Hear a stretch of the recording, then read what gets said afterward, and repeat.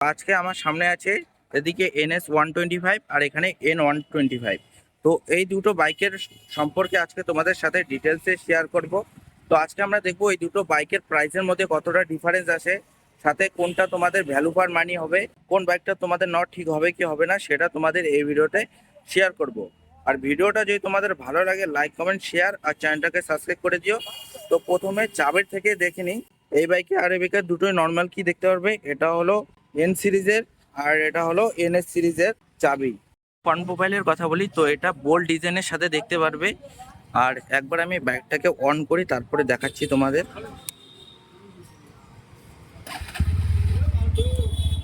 তো দেখতে পারবে তো ফুলি এলইডি সেটআপের সাথে দেখতে পারবে।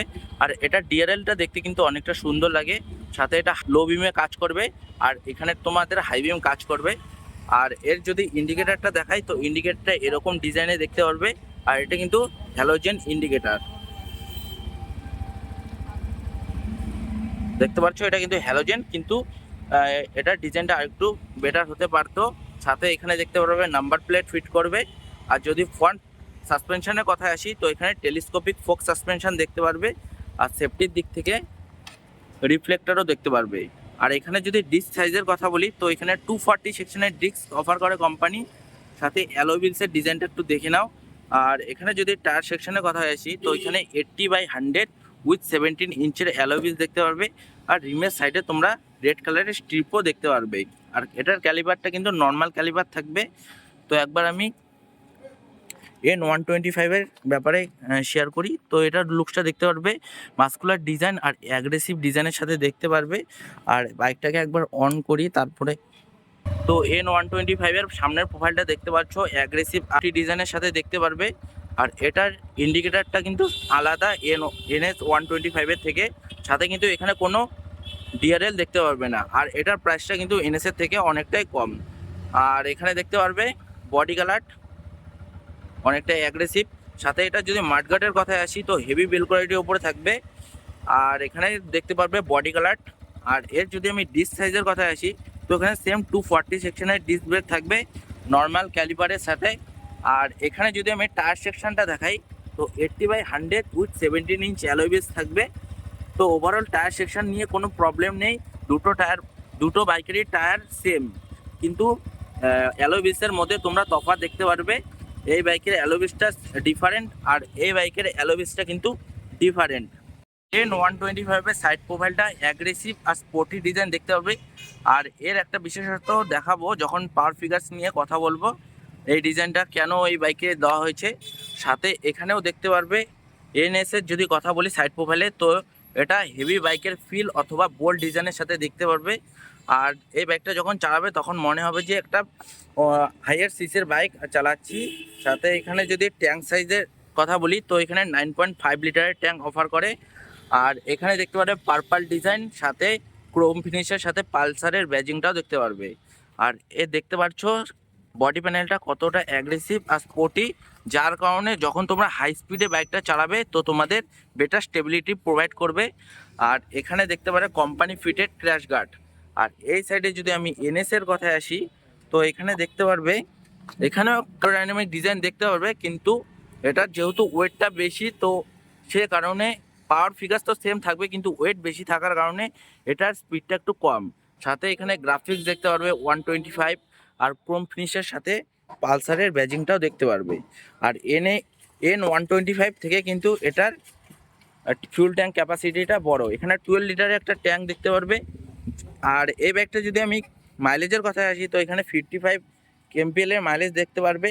আর এখান থেকে তোমরা মোটামুটি 55 থেকে 60 কেএমপিএল-এর মাইলেজ বের করতে পারবে। আর এর যদি আমি সিট কমফর্টের কথায় আসি তো এটা সিট কমফর্টটা অনেকটা কুশনের সাথেই দেখতে পারবে। তো কমফর্ট নিয়ে কোনো প্রবলেম হবে না, সাথে কিছুটা একটা ডিজাইন দেখতে পারবে। আর এখানে সাইড প্যানেলে NS 125-এর ব্যাজিংটাও দেখতে পারবে। আর পেছনের গ্র্যাব রেলটা কিন্তু স্প্লিট ডিজাইনের সাথে থাকবে। আর কোম্পানি কিন্তু এই বাইকে শুধু ট্যাঙ্ক কাভার দেয়, আর বাকি বাইকে কিন্তু এরকম ট্যাঙ্ক কাভার দেখতে পারবে না। সাথে এখানে কিন্তু ফিউল ইঞ্জেকশনের ব্যাজিংটাও দেখতে পারবে। আর আমি যদি এই সাইডের কথায় আসি সেম পালসারের ব্যাজিংটা তো থাকবেই। আর ইঞ্জিনের কথায় আসি, তো এখানে 124.58 সিসির ইঞ্জিন দেখতে পারবে। আর এটা কিন্তু 4 stroke single spark 2 valve FI engine. আর এর যদি আমি পাওয়ার ফিগার্সের কথায় আসি, তো এখানে 12 পিএস আর 11 এনএম টর্ক দেখতে পারবে। আর এর কিন্তু ইঞ্জিনের জন্য কোনো প্রোটেকশন দেখতে পারবে না, তো আফটার মার্কেট অ্যাসেসরি ইনস্টল করে নেবে যাতে নিচ থেকে লেগে, অথবা এটার মধ্যে লাগারও চান্স কম, কারণ এখানে যদি গ্রাউন্ড ক্লিয়ারেন্সটা দেখো, এখানে 198 এর গ্রাউন্ড ক্লিয়ারেন্স দেখতে পারবে। আর এই বাইকের যদি আমি ইঞ্জিনের কথায় আসি, তো এখানে 4 stroke SOSC 2 valve air cooled DTSI engine দেখতে পারবে। আর এর যদি আমি পাওয়ার ফিগার্সের কথা বলি, তো পাওয়ার ফিগার্স নিয়ে কোনো দুটো বাইকের পাওয়ার সেম। এখানে 12 পিএস আর 11 এর টর্ক দেখতে পারবে। আর নিচে বেলি পেনও দেখতে পারবে, যার কারণে বাইকের লুকসটা তো আরও এনহ্যান্স করেই, তার সাথে যদি নিচের দিকে লেগে যায় তো ডাইরেক্ট ড্যামেজটা তোমাদের এখানে পড়বে, না কি তোমাদের ইঞ্জিনের ওপরে। আর এর যদি আমি গ্রাউন্ড ক্লিয়ারেন্সের কথায় আসি, তো এই বাইকের গ্রাউন্ড ক্লিয়ারেন্সটা থাকবে 179 এর। আর আর এই বাইকের গ্রাউন্ড ক্লিয়ারেন্সটা থাকবে 198 এর। আর এর যদি আমি সিট হাইটের কথায় আসি, তো এটার সিট হাইটটা একটু বেশি থাকবে, এখানে 805 এর সিট হাইট দেখতে পারবে। আর এটার যদি আমি সিট হাইটের কথায় আসি, তো এটার সিট হাইট থাকবে 795 এর। আর এর যদি আমি কার্বোয়েডের কথায় আসি, তো এখানে 144 কেজির কার্বোয়েড দেখতে পারবে। আর এটার কার্বোয়েড কিন্তু 125 কেজি। আর যদি এটার বেস ভেরিয়েন্টটা না ব্লুটুথ কানেক্টিভিটি ছাড়া, তাহলে সেক্ষেত্রে এটার কার্বোয়েড 127 কেজির হবে।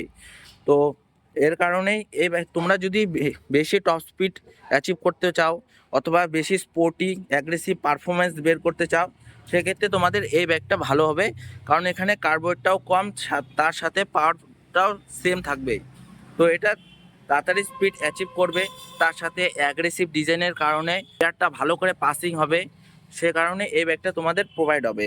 আর যদি তোমরা নর্মাল কমফর্টের সাথে সাথে একটু হেভি বাইকের ফিল নিতে চাও, তাহলে NS 125টাকে নিতে পারো। আর এখানে কিন্তু company fitted crash guard offer করে। N125 পেছন সেকশনটা এরকম, এটা কিন্তু LED টেল লাইট, সাথে এখানে দেখতে পারবে হ্যালোজেন বাল্ব ফাংশন। আর এখানে তোমরা নাম্বার প্লেটটা ফিট করবে, আর নাম্বার প্লেটের লাইটটা ইয়েলো, আর এখানে রিফ্লেক্টটা দিয়েছে। আর পেছন দিকে যদি টায়ার সেকশনটা দেখো, এখানে 110/80 উইথ 17। আর যদি বিএস ভেরিয়েন্টটা নাও, সেখানে 100 হবে, 100 সেকশনের টায়ার। আর অ্যালোবিসটা সেম প্যাটার্নে থাকবে, আর এটা কিন্তু MRF এর টায়ার। আর পেছন দিকে সাসপেনশনের যদি কথা বলি, তো এখানে মনোশক সাসপেনশন অফার করে। আর এটা দেখতে পারবে রেড কালারের মধ্যে হাইলাইট করা আছে। আর এখানে কোম্পানি ফিটের টায়ার হাগারের অপশন দেখতে পারবে। তো এটা রেইনি সিজনে অনেকটা কাজ করে, যাতে পেছন দিকে কাদা অথবা জল ছিটকে না যায়। আর NS 125 যদি পেছন সেকশনের কথা বলি, তো এরকম সেকশনের টেল লাইট দেখতে পারবে।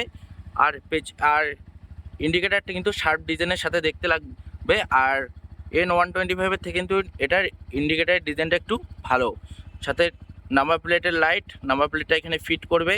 আর এখানে রিফ্লেক্টার আর টেল আইডির মধ্যেও তফাৎ আছে। আর এটার টেল আইডিটা তোমাদের বেশি স্পোর্টি ফিল করাবে। আর এখানে দেখতে পারবে টায়ার হ্যাগার কোম্পানি ফিটেড। এখানে যদি টায়ার সেকশন, এখানে দুটো, একটা আছে ইউজি মডেল আর একটা ওয়াইডার টায়ার। যেহেতু ওয়াইডার টায়ারটা নেই, তো এখানে 100/90 উইথ 17 দেখতে পারবেন। আর যদি ওয়াইডার টায়ারটা নাও, সেখানে 120 সেকশনের টায়ার দেখতে পারবে, ওটার থেকে তোমাদের সেকশনটা একটু বেশি পাবে। আর পেছন দিকে যদি সাসপেনশনের কথায় আসি, তো মনোশক সাসপেনশনই থাকবে। আর NS যদি সিট কমফর্টের কথায় আসি, তো কমফর্টটা একটু হার্ড সাইডে দেখতে পারবে N125 থেকে। কিন্তু প্রবলেম হবে না কোনো রাইড, লং রাইড অথবা সিটি রাইডের ক্ষেত্রেও। আর এর যদি আমি সিট কমফর্টের কথায় আসি, তো এখানে সিট কমফর্টটা NS থেকে একটু বেশি দেখতে পারবে।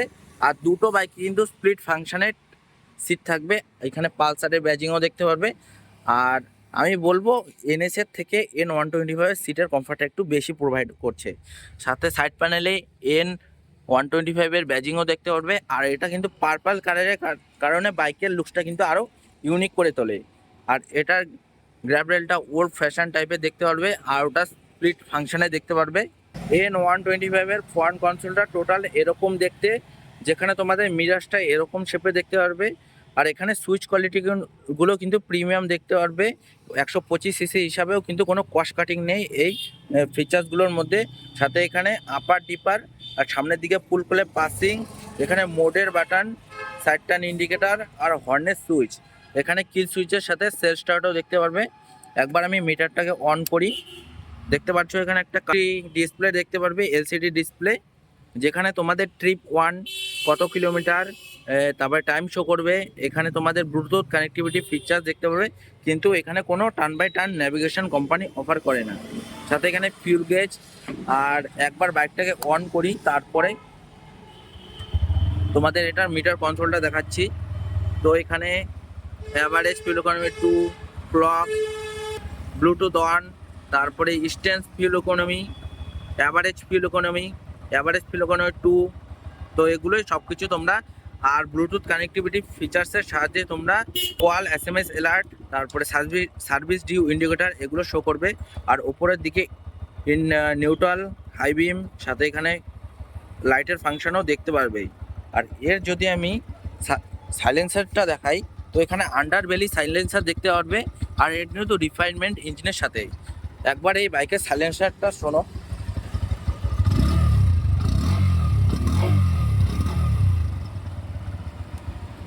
তো তোমাদের কেমন লাগলো অবশ্যই কমেন্টে জানাবে। আর এর যদি ফ্রন্ট কনসোলের কথা আসো, তো এটা একটু প্রিমিয়াম দেখতে মনে হবে। আর এটার প্রাইসটা কিন্তু এটার থেকে অনেকটাই বেশি। তো এখানে এরকম একটা মিরার দেখতে পারবে, ওটার মিরারের ডিজাইনটা একটু সুন্দর। সাথে এখানে মোডের বাটন, এটা কাজ করে না, এখানে দুটো বাটনের সাহায্যে এই মিটারটাকে অপারেট করতে হয়। আর এখানে সেম ফাংশন, পাসিং, সামনের দিকে পুল করলে হাই বিম অন হবে। আর এখানে সাইড টার্ন ইন্ডিকেটার আর হর্নের সুইচ, এখানে কিল সুইচের সাথে সেলসটা দেখতে পারবে।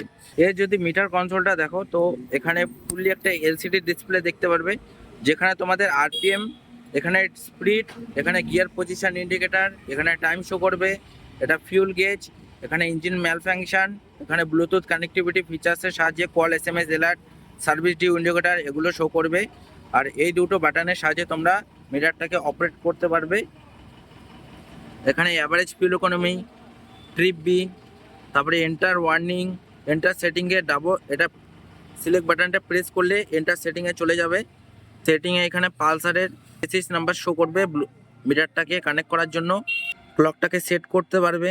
এখানে ডিস্টেন্স টু এমটি, কত কিলোমিটার বাইক চলবে, এই বাইকে যতটা ফিউল আছে সেই হিসাবে কত কিলোমিটার বাইক চলবে সেটা দেখতে পারবে।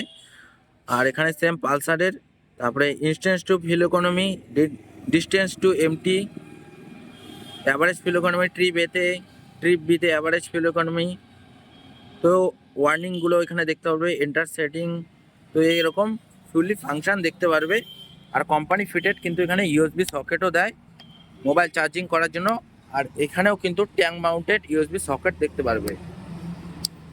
কেমন লাগলো অবশ্যই কমেন্টে জানাবে। এখন যদি এই দুটো প্রাইসের মধ্যে ডিফারেন্সের কথা বলি, তো মিনিমাম 8 থেকে 9 হাজার টাকার ডিফারেন্স দেখতে পারবে।